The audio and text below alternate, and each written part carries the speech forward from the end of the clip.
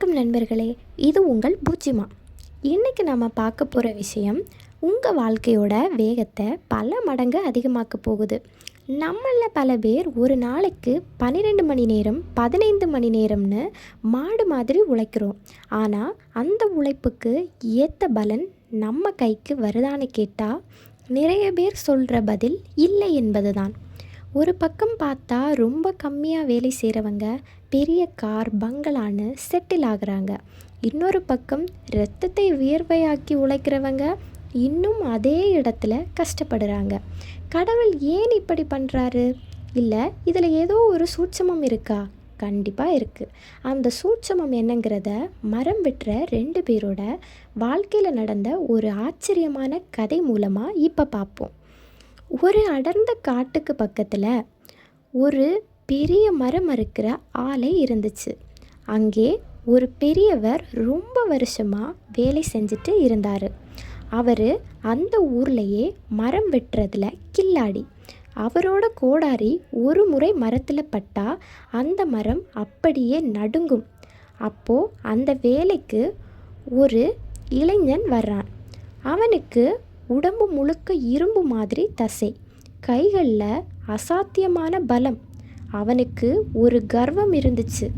நாம் இளமையாக இருக்கோம், நம்மளால் இந்த பெரியவரை விட அதிகமாக சாதிக்க முடியும் அப்படின்னு. முதலாளி ஒரு போட்டி வச்சார். 2 பேருக்கும் தனித்தனி காடு ஒதுக்கப்பட்டது. யார் ஒரு வாரத்தில் அதிக மரங்கள் வெட்டுறாங்களோ அவர்களுக்கு பெரிய பரிசு அப்படின்னு அறிவித்தார். முதல் நாள் அந்த இளைஞன் காட்டுக்குள்ள புயல் மாதிரி புகுந்தான். டக் டக்குன்னு சத்தம் காட்டில் எதிரொலிச்சது. அன்னைக்கு மட்டும் அவன் 20 பெரிய மரங்களை வெட்டி சாய்த்தான். அந்த பெரியவரோ 15 மரங்களைத்தான் வெட்டினார். இளைஞனுக்கு பயங்கர சந்தோஷம். பார்த்தீங்களா, இளமைக்கு முன்னாடி அனுபவம் தோத்து போச்சுன்னு கிண்டல் பண்ணான். 2வது நாள் ஆரம்பித்தது. இன்னைக்கு 25 மரங்களை வெட்டணும்னு அந்த தம்பி இன்னும் சீக்கிரமாக காட்டுக்குள்ளே போனான். ஆனால் என்ன ஆச்சரியம், அன்னைக்கு அவனால் 18 மரங்களை தான் வெட்ட முடிஞ்சது. சரி, ஒருவேளை தூக்கம் சரியில்லையோ என்னவோன்னு நினச்சிட்டு 3வது நாள் அதிகாலையில் 4 மணிக்கே காட்டுக்குள்ளே போயிட்டான். ஆனால் அன்னைக்கு வெறும் 12 மரங்கள் தான் விழுந்துச்சு. 4வது நாள் 5வது நாள்னு போக போக அவனோட எண்ணிக்கை 10, 8, 5 அப்படின்னு குறைஞ்சிட்டே வந்துச்சு. ஆனால் அந்த வயசான பெரியவர் கவனிச்சிங்கன்னா அவர் தினமும் அதே 15லிருந்து 18 மரங்களை ரொம்ப நிதானமாக வெட்டிக்கிட்டு இருந்தார். அந்த தம்பிக்கு ஆத்திரம் தாங்கலை. நான் தூங்குறது இல்லை, சரியாக சாப்பிட்றது இல்லை, ஒரு நிமிஷம் கூட ஓய்வு எடுக்காமல் மரம் வெட்டுறேன். ஆனால் என்னால் எண்ணிக்கை ஏற்ற முடியலை. ஆனால் இந்த பெரியவர் நடுவில் 1 மணி நேரம் காணாமல் போயிடுறாரு, ரெஸ்ட் எடுக்கிறாரு. ஆனால் எப்படி இவரால் இவ்வளவு மரம் வெட்ட முடியுது?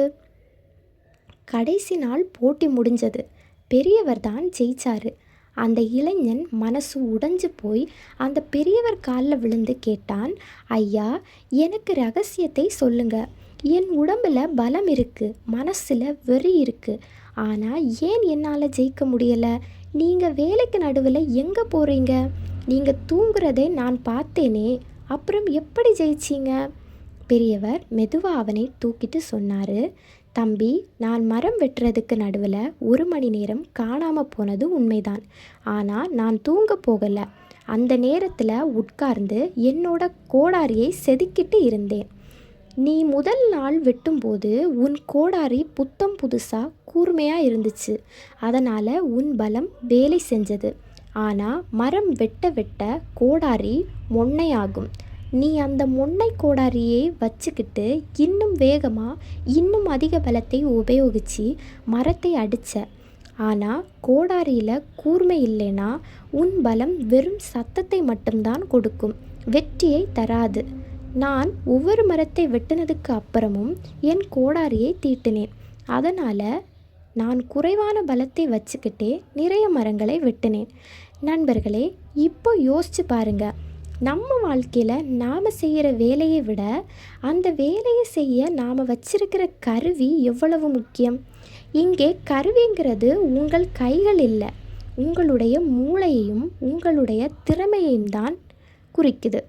பல பேர் 10 வருஷத்துக்கு முன்னாடி படித்த படிப்பை வச்சுட்டே இன்றைக்கி இருக்கிற உலகத்தில் ஜெயிக்கணும்னு நினைக்கிறாங்க. அது மொன்னையான கோடாரியை வச்சு மரம் வெட்டுற மாதிரி. நீங்கள் டெய்லி ஒரு அரை மணி நேரம் புதுசாக எதையாவது கற்றுக்குறீங்க. உங்கள் துறையில் இருக்கிற மாற்றங்களை கவனிக்கிறீங்களா? உங்களை நீங்கள் அப்டேட் பண்ணிக்கிறீங்களா? அப்படி பண்ணலைன்னா நீங்கள் எவ்வளவு தான் கஷ்டப்பட்டு உழைச்சாலும் முன்னேற்றம் இருக்காது. உழைப்பு மட்டும் போதாது நண்பர்களே, புத்திசாலித்தனமான உழைப்பு தான் முக்கியம். கோடாரியை தீட்டுறதுக்கு நேரம் ஒதுக்குறது வீண் வேலை கிடையாது. அதுதான் உங்கள் வேலையை சீக்கிரம் முடிக்க உதவும்.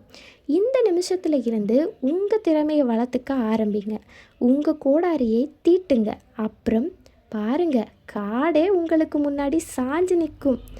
இந்த வீடியோ உங்களுக்கு பிடிச்சிருந்துச்சு அப்படின்னா கண்டிப்பாக சேனலை சப்ஸ்கிரைப் பண்ணி வச்சுக்கோங்க.